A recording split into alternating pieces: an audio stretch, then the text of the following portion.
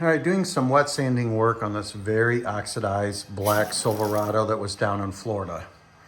So a little trick that I'm doing, I have my water hose running here in the garage. I'm using 3000 grit sandpaper just on a small little DA Flex cordless polisher, but I don't see a lot of white here.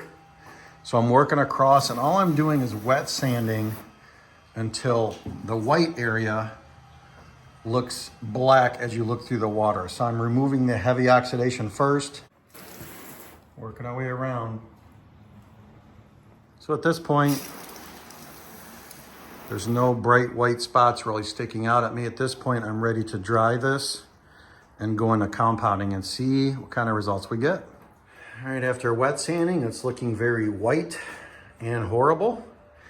So I'm gonna do, this is a previous test spot that I kind of did when the owner of this vehicle stopped over. But let's see, let's go right here to the front on the hood and do a test spot with our compound. DA polisher with a Meguiar's cutting disc and my best heavy compound, just car correcting compound. So let's set this up. We'll do a test spot. The System DA 4000 pad washer is ready to go. Get one of those, it's a game changer.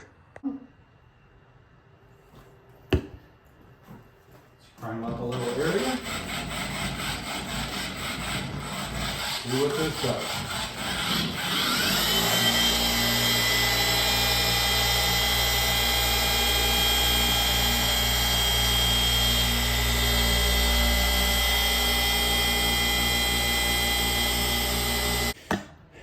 It's the only thing I don't know with this Just Car cutting compound, correcting compound.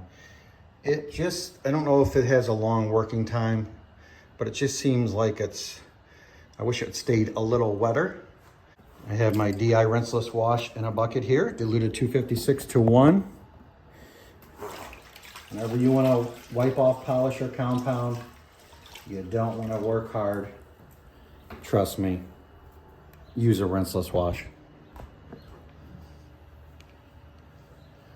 So this is just one little square here. We'll see what it looks like. Definitely improving, but still a long way to go. It's going to take several cuts with this compound. New development. I'm kind of blown away by what I just found out. So this was a couple passes, probably 3 with the cutting disc. So do 3 passes, clean it, 3 passes.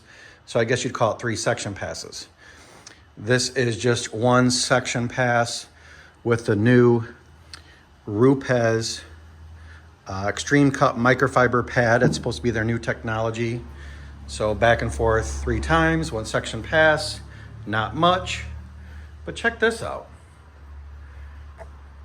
The old hero, DA coarse wool polishing pad by Rupes. I thought I'd get it out and try it.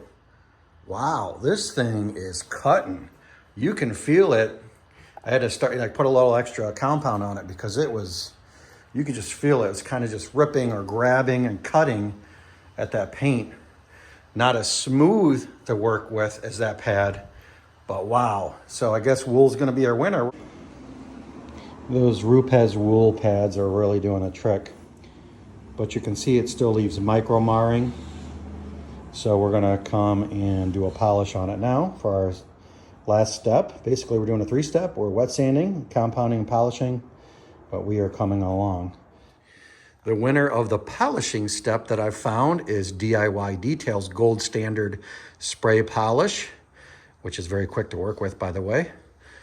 The DIY Standard or DIY Detail Wool Pad, which always finishes amazing. But look at the difference to there. So that will be our finishing. Their wool pad finishes out amazing. Real long working time with that gold standard polish. And in case anybody's wondering, I'm running speed 4, which is I think 3,700 RPM on my polisher. Cleaning the pad after every pass, but wow, awesome. All right, finished product after wet sanding, compounding, polishing. Huge dramatic difference. So now I'm gonna do a little paint touch up. There's 2 marks that need some paint. And then we'll put some prep on it and go into 1 layer of Gian Mo's Evo ceramic coating to protect this for a couple years and fight the effects of the sun, but looks amazing. Finished results after a layer of ceramic coating. Is it perfect? No, but light years ahead of the way it looked when it pulled in.